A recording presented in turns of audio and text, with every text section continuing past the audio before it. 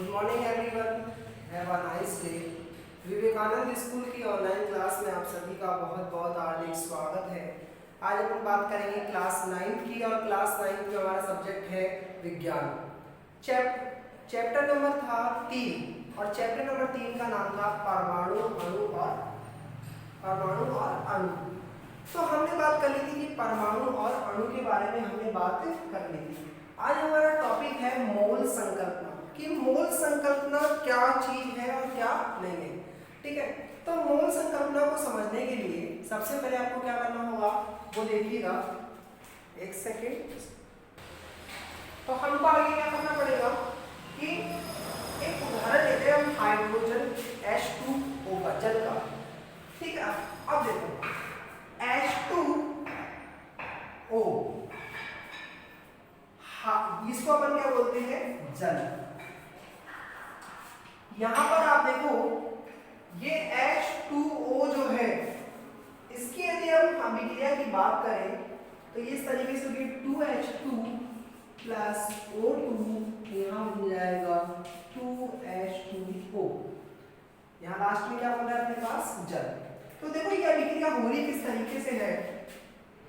इस अभिक्रिया के अंदर क्या हो रहा है कि हाइड्रोजन और ऑक्सीजन से मिलकर के किसका निर्माण हो रहा है, जल का।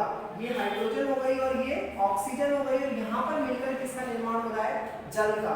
अब इसकी बात करें तो इस अभिक्रिया से क्या निष्कर्ष निकला। पहला निष्कर्ष ये निकला कि हाइड्रोजन और ऑक्सीजन से मिलकर किसका निर्माण हो रहा है, जल का।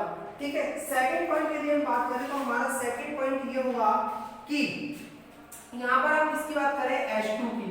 तो H2 का परमाणु द्रव्यमान आपको पता है, हाइड्रोजन का परमाणु द्रव्यमान कितना होता है, हाइड्रोजन का परमाणु द्रव्यमान,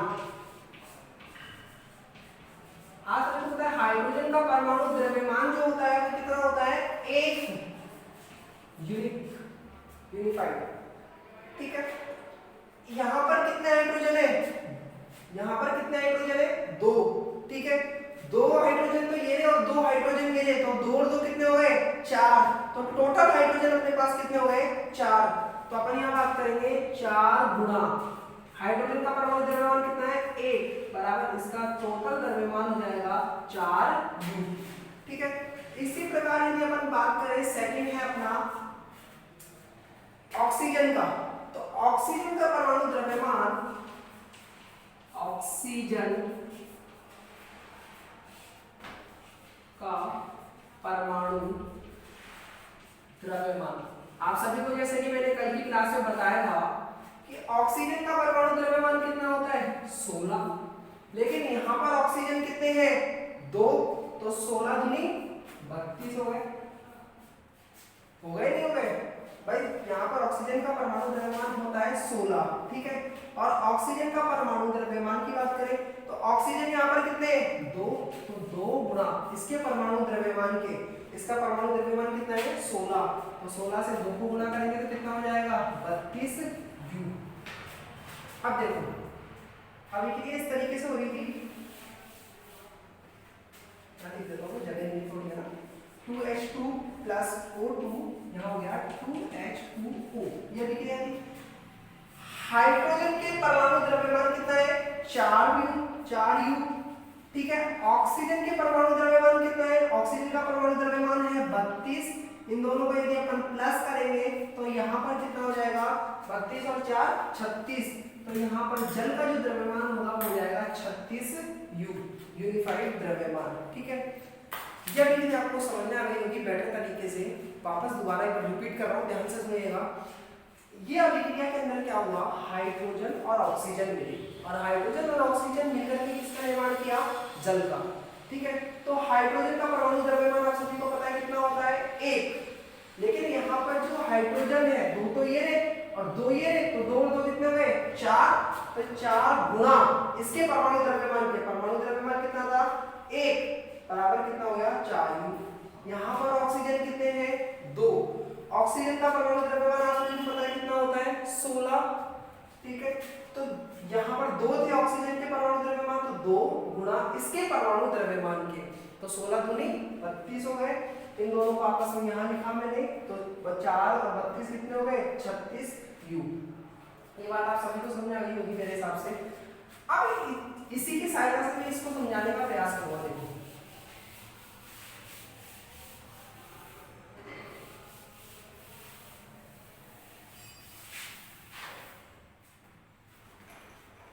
मोल संकल्पना क्या होती है वो देखो। किसी स्पीशीज का मतलब होता है अणु, परमाणु, ठीक है। स्पीशीज का मतलब किसी स्पीशीज के एक मोल में मात्राओं की वह संख्या है।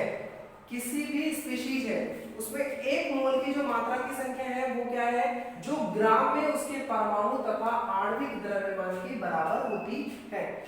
देखो कई बार क्या होता है, अपन दूध देते हैं तो आपने देखा होगा कि दूध को किससे डालता है, नाप से, और दूध डालने के बाद में थोड़ा सा दूध वो आपको और डाल देता है। लेकिन लोग क्या सोचते हैं कि वो दूध किसमें डाला है, फ्री में डाल दिया। लेकिन वो दूध फ्री में नहीं डाला उसने क्या किया कि जो उसके पास नाप थी, उसके पास आप कभी देखना इस तरीके से लिखा रहता है 1000 ml, ठीक है। 1000 ml का मतलब होता है 900 ग्राम। कितना सामान मिला अपन को, 900 ग्राम, ठीक है।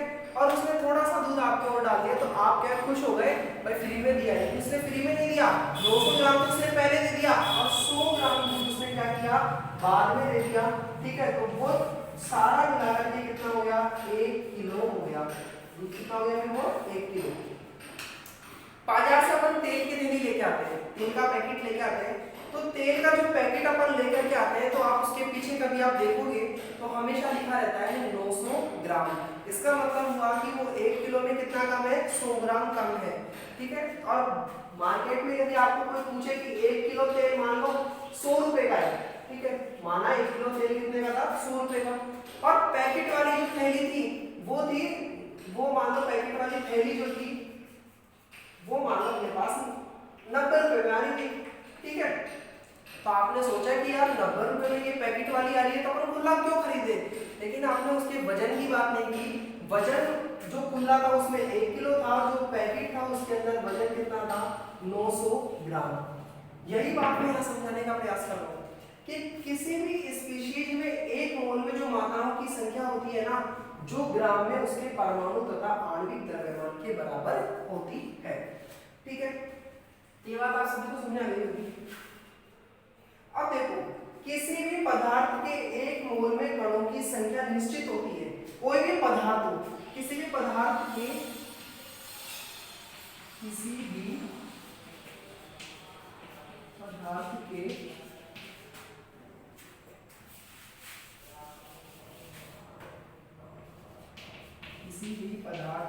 अणुओं में एक मोल की संख्या निश्चित होती है।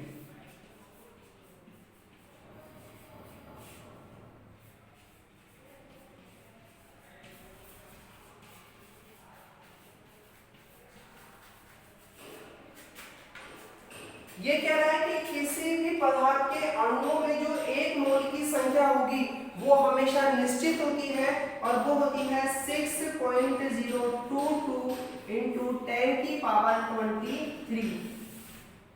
किसी भी पदार्थ के एक मोल में परमाणु की संख्या कितनी होगी, इतनी 6.022 into 10 की पावर 23 होती है।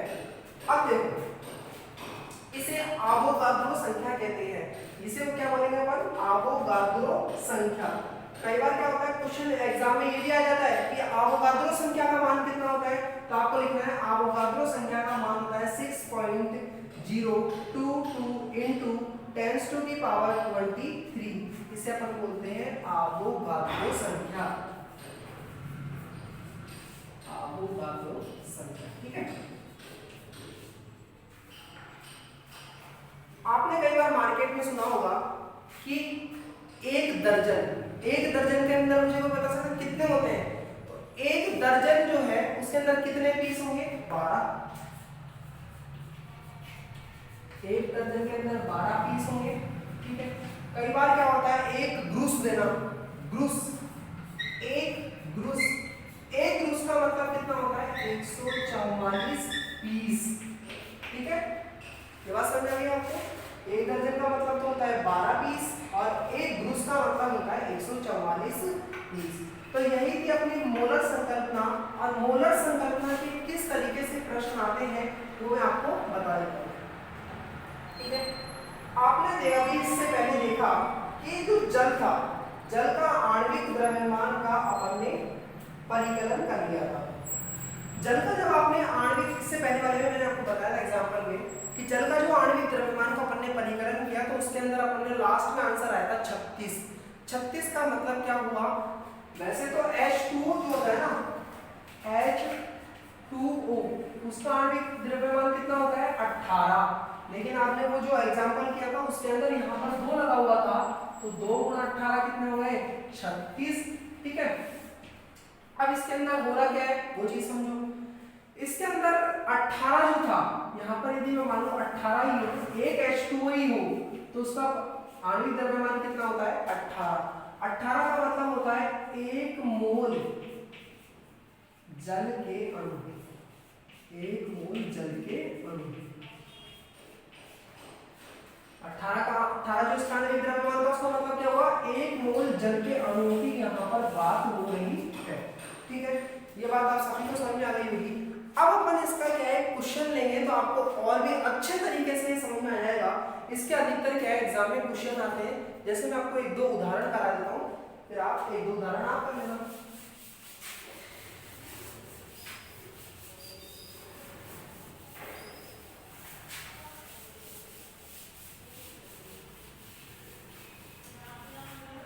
जैसा अपना उदाहरण है 3.3, उदाहरण है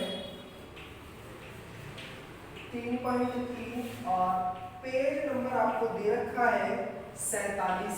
ठीक है, उदाहरण ये कह रहा है कि निम्नलिखित में मोलों की संख्या का परिकलन करना है, और पहला पॉइंट आपको दे रखा है कि 52 ग्राम हीलियम में 52 ग्राम हीलियम, ठीक है, और दूसरा आपको दे रखा है 12.44 गुणा 10 की घात 23 हीलियम परमाणु संख्या।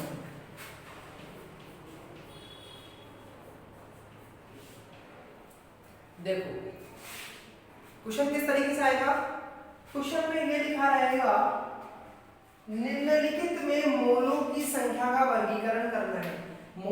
आपको मोल निकालना है, मोलों की संख्या का वर्गीकरण करना है। तो हमारा पहला क्वेश्चन है 52 ग्राम हीलियम में आपको मोलों की संख्या ज्ञात करनी है, और दूसरा क्वेश्चन है कि 12.044 गुणा 10 की घात 23 हीलियम में आपको मोलों की संख्या ज्ञात करनी है।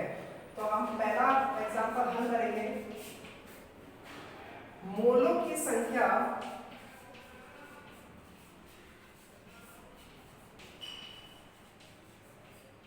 बराबर, मोलों की संख्या हमें ज्ञात करनी है, दिया गया द्रव्यमान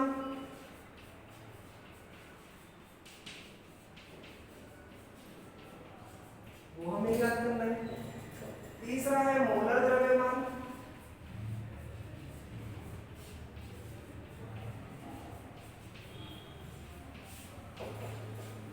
और चौथा है दिए गए आणविक कणों की संख्या।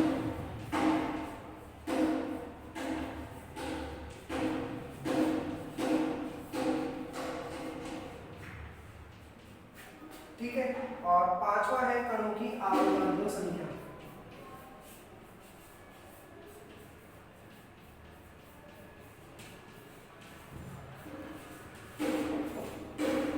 कणों की अवगाद्रो संख्या।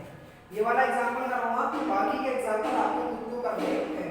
इसका होता है एम, इसका होता है स्मॉल एम, इसका होता है कैपिटल एम, इसका है कैपिटल एन, और इसका होगा एन नोट। ये मैं अगले क्वेश्चन में नहीं लिखूंगा। कोई भी क्वेश्चन आपको करना हो तो सबसे पहले आपको मोलों की संख्या को स्मॉल एन से प्रदर्शित करते हैं, छोटे वाले एन से। द्रव्यमान जो आपको दिया हुआ है इसको भी छोटे एम से प्रदर्शित करते हैं। मोलर द्रव्यमान जो होता है उसको कैपिटल एम से प्रदर्शित किया जाता है, और दिए गए कणों की संख्या को कैपिटल N से प्रदर्शित किया जाता है और कणों की अवोगाद्रो संख्या को N नॉट से प्रदर्शित किया जाता है। अब देखो यहाँ पर यदि हम हीलियम की बात करें, ये मैं मिटा दूं कि आपने पढ़ लिया होगा वैसे,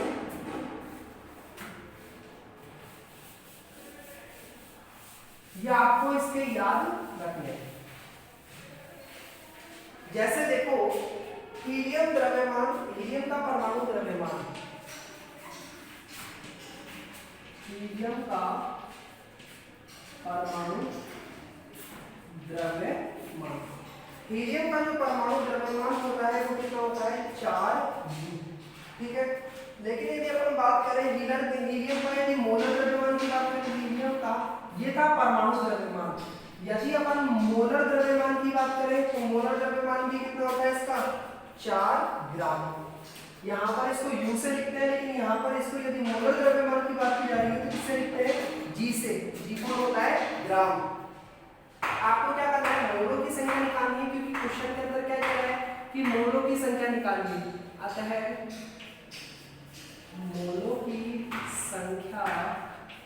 मोलों की संख्या कभी भी आपको निकालनी हो तो इसका क्या होगा, एक सूत्र होता है कि दिया गया द्रव्यमान बटे मोलर द्रव्यमान, दिया गया द्रव्यमान बटे मोलर द्रव्यमान।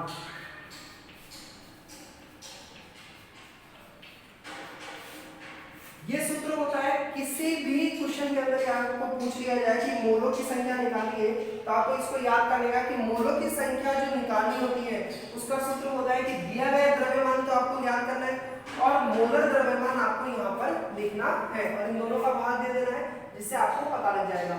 दिया गया द्रव्यमान कितना है क्वेश्चन के अंदर 52 ग्राम, ठीक है, तो अपन यहाँ लिखेंगे 52। मोलर द्रव्यमान अपना कितना है, मोलर द्रव्यमान ये दे रखा है यहाँ पर, तो कितने हो गए 52/4। 52/4 आप करोगे तो 4 के पहाड़े से कट जाएगा, 4 एकम 4 और 4 के 12, यहाँ आंसर कितना हो गया 13। आता है यहाँ पर हम कह सकते हैं कि जो हीलियम परमाणु है उसमें मोलों की संख्या कितनी हो गई 13। ये क्वेश्चन आपको समझ आ गया होगा। वापस समझ लो हीलियम का परमाणु द्रव्यमान आपको पता होना चाहिए, जैसा कि मैंने परमाणु द्रव्यमान याद करने के लिए पहली क्लास में बोल दिया था। हीलियम का परमाणु द्रव्यमान होता है 4। जो हीलियम का मोलर द्रव्यमान है उसमें आपको क्या करना है, परमाणु द्रव्यमान तो U में लिखा हुआ रहेगा और आपको इसको किस में बदलना है, ग्राम के अंदर, ठीक है। मोलों की संख्या निकालने का ये सूत्र होगा कि दिया गया द्रव्यमान बटे मोलर द्रव्यमान। तो दिया गया द्रव्यमान जो कि क्वेश्चन में आपको मिल जाएगा कितना है 52 ग्राम। मोलर द्रव्यमान है, मोलर द्रव्यमान है 4, 52/4, 4 का भाग देंगे तो 52 में तो कितनी बार जाएगा 13 बार। अगर हम कह सकते हैं कि हीलियम परमाणु का जो द्रव्यमान है वो कितना है 13, मोलों की जो संख्या है वो कितना है 13, ठीक है। सेम अगले क्वेश्चन में भी आपको ऐसे ही करना है। देखो ये फर्स्ट क्वेश्चन कंप्लीट हो गया है।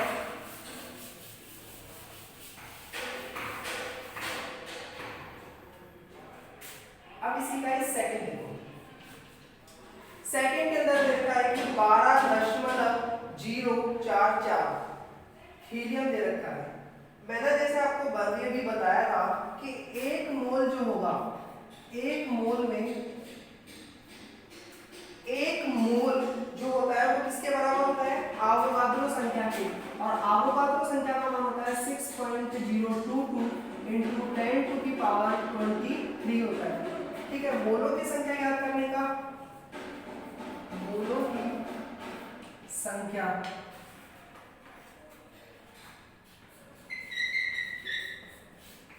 की संख्या याद करने का सूत्र क्या होता है कि दिया गया द्रव्यमान बटे मोलर द्रव्यमान। लेकिन यहाँ पर जो ये हीलियम परमाणु है इसमें भी आपको कणों की संख्या से मोल याद करना है। कणों की संख्या से, इस क्वेश्चन के अंदर ये लिखा हुआ कणों की संख्या से,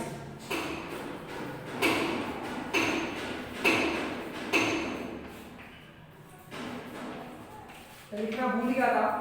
इस क्वेश्चन के अंदर ये लिखा हुआ था कि कणों की जो संख्या होती है उससे आपको हीलियम परमाणु के मोलों को ज्ञात करना है, ठीक है। तो मोलों की संख्या क्या होगी, इसका हो जाएगा दिए गए कणों की संख्या, दिए गए कणों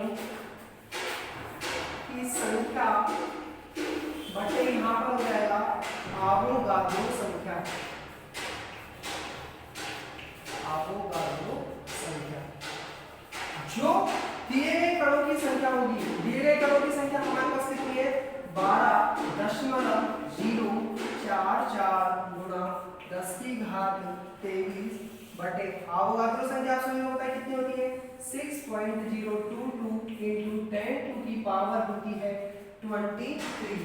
ये 10 to the power 23 से 23 कर गया, ठीक है। यहाँ पॉइंट से ये वाला पॉइंट कट गया, ठीक है। तो अपने पास में बचा 12.0446022।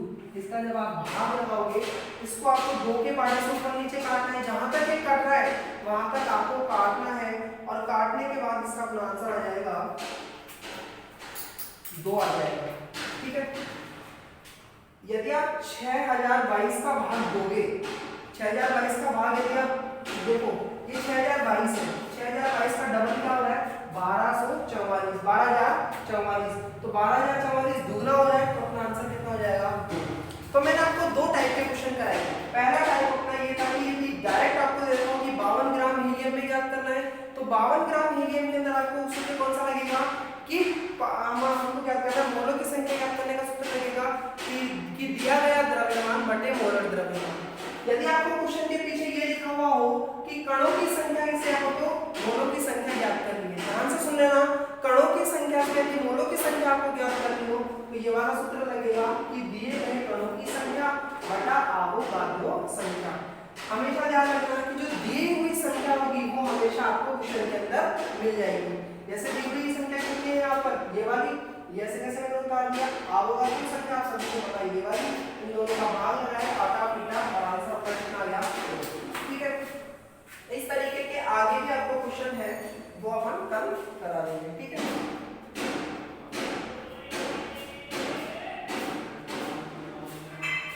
आगे के कुछ एग्जाम्पल है जो आपको अपन कल की क्लास में करेंगे, और कल मैं उम्मीद करता हूँ ये चैप्टर खत्म हो जाएगा, ठीक है। Thank you for everyone. आज की क्लास अपनी यही खत्म हुई। मैं उम्मीद करता हूँ कि आज का पढ़ावा आपको बेहतर तरीके से समझ में आया होगा। कल अपन इसमें 2 एग्जाम्पल हो रहे हैं।